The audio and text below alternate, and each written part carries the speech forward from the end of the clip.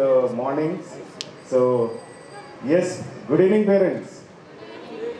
I can't see energy in yours. Good evening. So, parents ఈరోజు మీ అందరూ ఇక్కడికి మన లిటిల్ ఆర్ట్ స్కూల్ని ఎంకరేజ్ చేయడానికి వచ్చారు and your children's performance also there.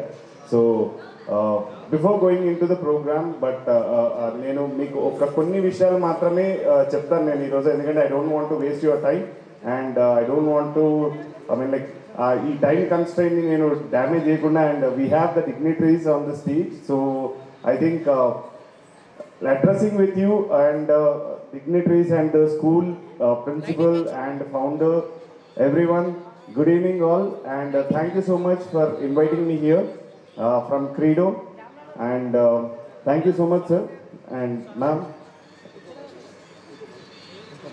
We'll talk later, I mean like after sir's speech, I mean like I'll go with it. Yes. Hi.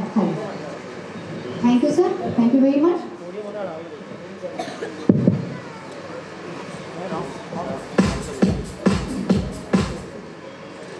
Good evening everybody.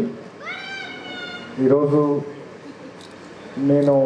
నన్ను little hearts ప్రే school annual ఫంక్షన్కు పిలిచిన మేనేజ్మెంట్కు నా తరఫున ప్రత్యేక కృతజ్ఞతలు. నాకు ఇక్కడికి వచ్చిన తర్వాత నా పిల్లలు కూడా చిన్నప్పుడు ప్రే స్కూల్కి వెళ్ళినప్పుడు ఆ డేస్ అన్నీ గుర్తుకొస్తున్నాయి. బట్ మీ అందరికీ మన కాలనీలో మీరు రెసిడెంట్స్ ఉండే దాంట్లో ఒక బెస్ట్ స్కూల్ వీళ్ళు పెట్టేసి రన్ చేయాలని వాళ్ళు ఒక మంచి దృక్పథంతో మీ ముందరికి వచ్చారు. ఇవాళ కూడా మిమ్మల్ని చాలా ఎక్కువ మంది పేరెంట్స్ వచ్చారు ఇక్కడ. అంటే నాకు తెలిసి స్కూల్ వాళ్ళు కూడా బాగా, అంటే వాళ్ళ పర్ఫార్మెన్స్ బాగున్నందుకే మీరందరూ వచ్చినట్టు నేనైతే దాంట్లో అనుకుంటున్నాను, సంతృప్తి కూడా చెందుతున్నాను. ఎందుకంటే పత్తుల్లా కూడా ఏరియాలో కూడా ఒక కార్నర్లో పెడితే ఇక్కడ దాదాపు ఒక 100 and 150 ఫ్యామిలీస్ వరకు రావడం అనేది సంతోషకరమైన విషయమే. మై రిక్వెస్ట్ టు పేరెంట్స్ ఏంటంటే, పిల్లలు స్కూల్లో జాయిన్ చేసేటప్పుడు మనం చిన్నగా ఉన్నప్పుడు మీకు మమకారం ఎక్కువ ఉంటుంది.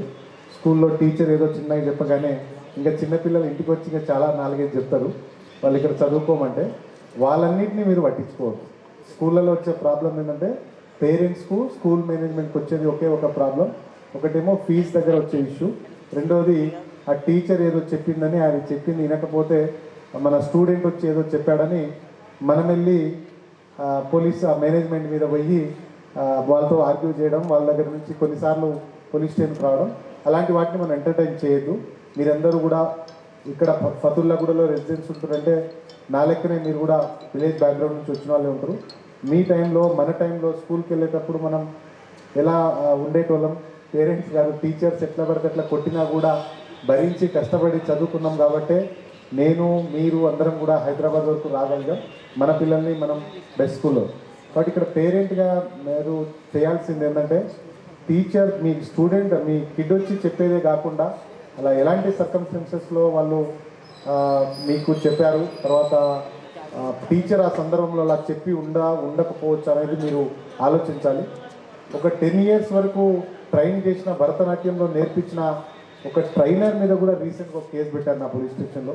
పాపం ఆమె ఆ స్టూడెంట్ కోసం చాలా కష్టపడి ఆమె కాళ్ళకు గజ్జలు కట్టి, నేను నా ముఖాల మీద కాలు పెట్టుకుని గజ్జలు కట్టి ఆమెను స్టేజ్ తీసుకెళ్తే లాస్ట్కి నా మీదే కంప్లైంట్ చేశారని ఆమె హాస్పిటల్ అడ్మిట్ అయింది. బీపీ అవి అంతా రేజ్ అయ్యి. కాబట్టి టీచర్కి మీ పిల్లోడి మీద పర్సనల్ గ్రడ్జ్ ఏమి ఉండదు, ఎందుకంటే మీ పిల్లోడు ఒక్కడే కాదు, అందరినీ టీచర్ అది పేరెంట్ అది గుర్తుంచుకోవాలా. ఆ సర్కమ్స్టెన్సెస్ ఎలాంటివి కిడ్ చెప్పేది వాస్తవం కాదా అనేది చూడాలా.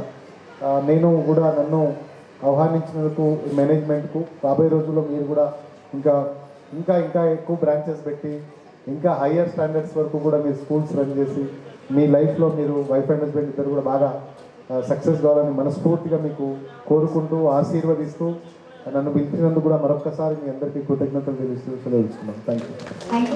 చాలా బాగుంది.